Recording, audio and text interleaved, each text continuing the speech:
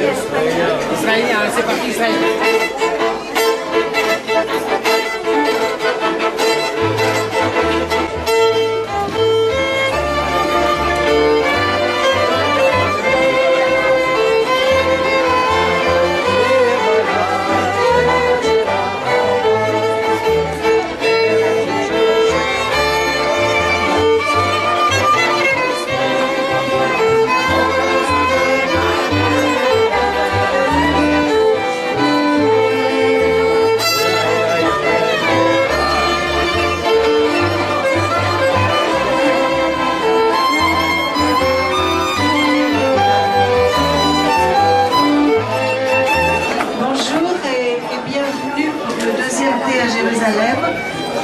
Presque tout le monde est là. Avant de vous faire la présentation tout à l'heure, je voulais juste dire que sur les murs, vous avez des photos qui sont des poissons de la mer Rouge, des poissons des lacs. Ces photos magnifiques sont à vendre. La photographe est là, Ilona Masri, elle lève la main, avec les longs beaux cheveux là, voilà. Et vous pouvez les acheter à 90, 150 et 200 € selon la taille. Donc il faut voir Ilona. Une partie sera reversée pour l'association France-Israël.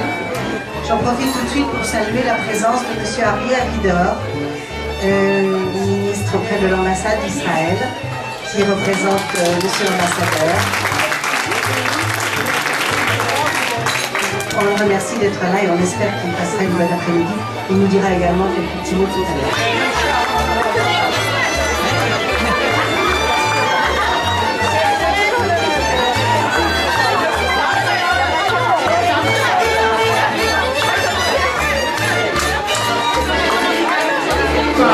Encore une fois, bienvenue à tous.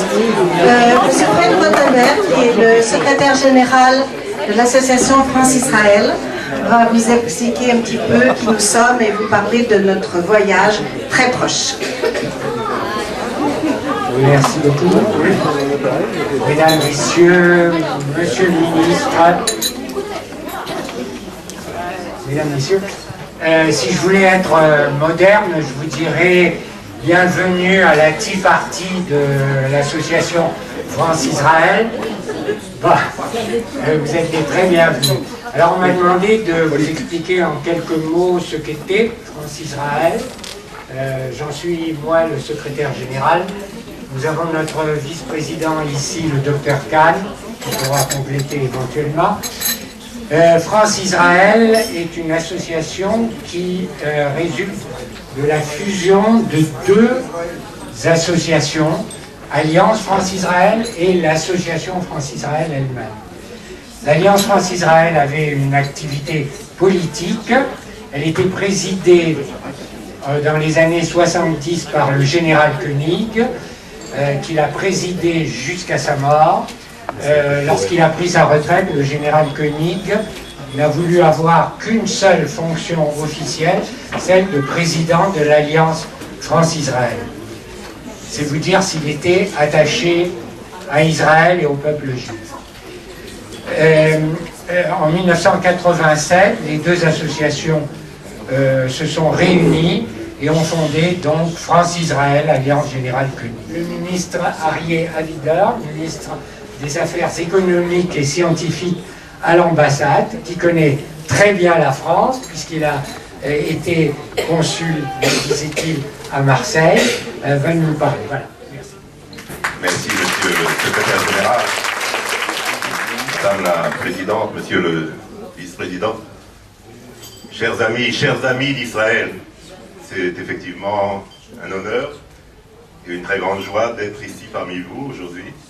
Je suis d'autant plus touché que c'est un après-midi qui est dédié également à la solidarité avec Gilad Shalit, détenu depuis 1687 jours aujourd'hui, dans les conditions que l'on sait, est privé du minimum des droits auxquels tout être humain peut avoir droit.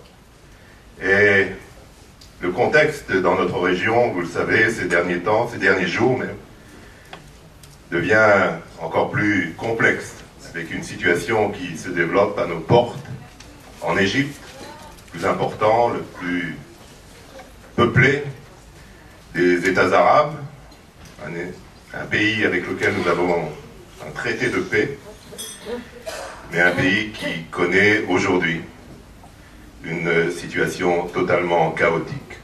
Il faut quand même réfléchir au fait que, hier encore, le président des États-Unis d'Amérique ait envoyé au président Moubarak l'injonction de prendre en compte, de prendre les frères musulmans dans le cadre d'un gouvernement intérimaire à établir vers un changement de régime dans ce pays. C'est quelque chose qui doit nous donner évidemment à réfléchir et qui doit nous inciter à rester aussi déterminés que nous l'avons toujours été, de rester forts et pouvoir nous défendre pour que, en aucune situation, qu'elle émane de l'horizon plus lointain de l'Iran ou de l'horizon plus proche des pays comme l'Égypte, que jamais, jamais, plus jamais,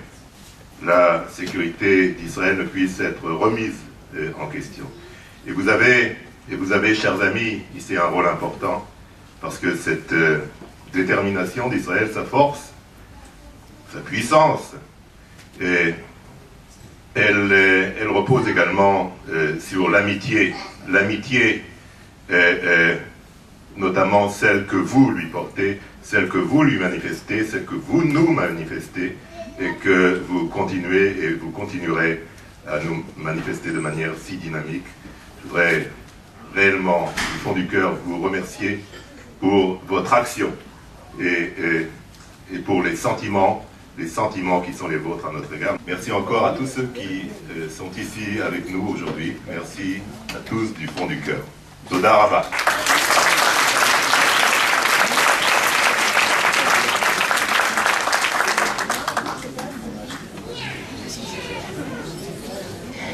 Je voudrais juste ajouter un petit mot en pensant à notre chère amie Victoria Schwartz, la maman du président J. William Ladel. Elle dit « Merci à Israël d'exister ».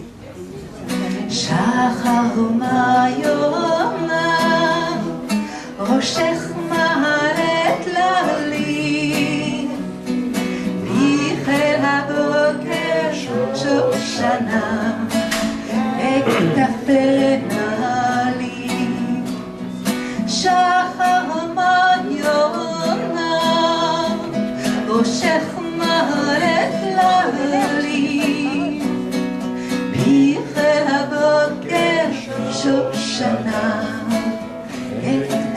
אקטפנה לי, אקטפנה לי, אקטפנה לי.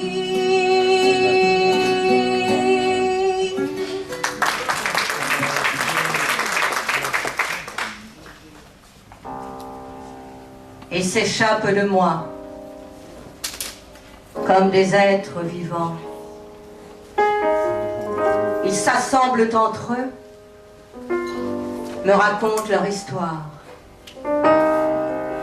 Et moi, je ne suis rien qu'une plume de hasard. C'est comme un mal les mots, comme des enfants en caprice. Ils m'emmènent en bateau, sans volonté, je glisse. Mélancolique ou drôle, je me brûle à leur feu. C'est comme un jeu de rôle dont je connais l'enjeu.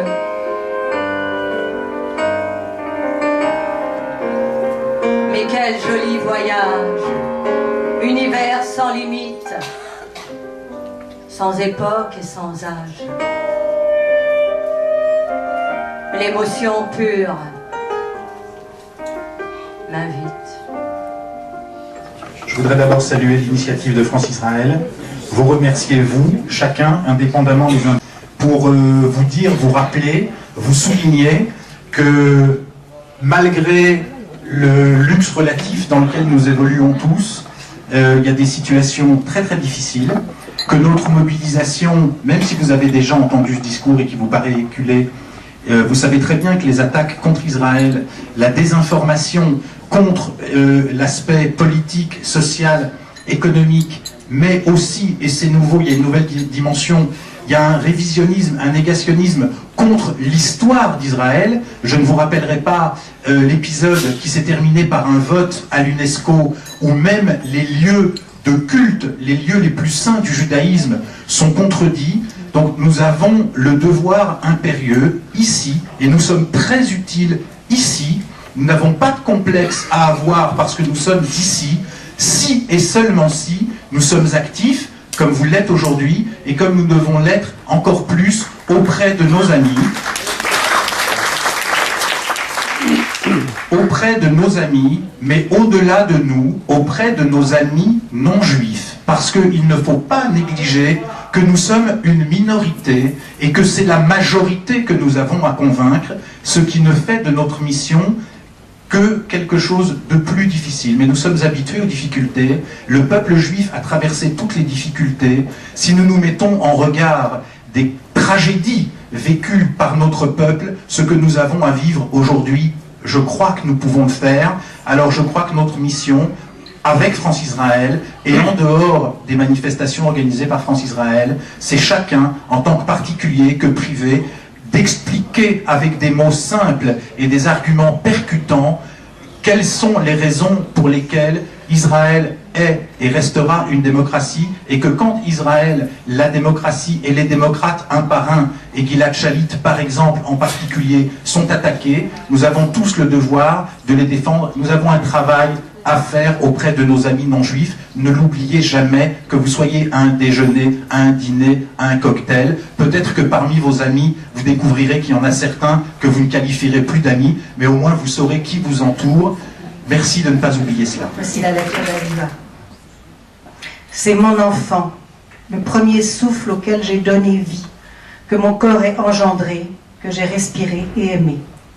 Le son de sa voix ne m'a jamais quitté de ces 20 dernières années, depuis l'instant précis où il est venu au monde et jusqu'à notre dernière conversation téléphonique. « Maman, je rentre à la maison, tu entends ?» Et comment je t'entends, mon enfant, et très clairement, comme ton tout premier cri.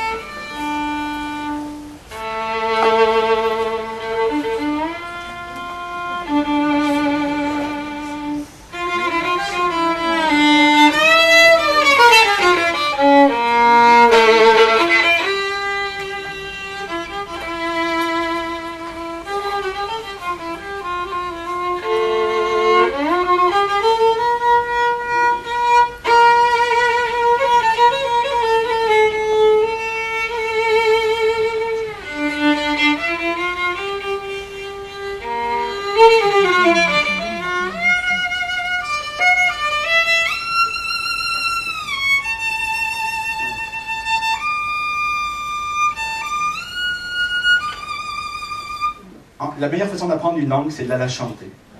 D'accord? Shira Betsibour, c'est pas exactement karaoké. Karaoké, on est seul, on chante, les gens écoutent. Shira Betsibour, c'est comme ça qu'on chante nous en Israël.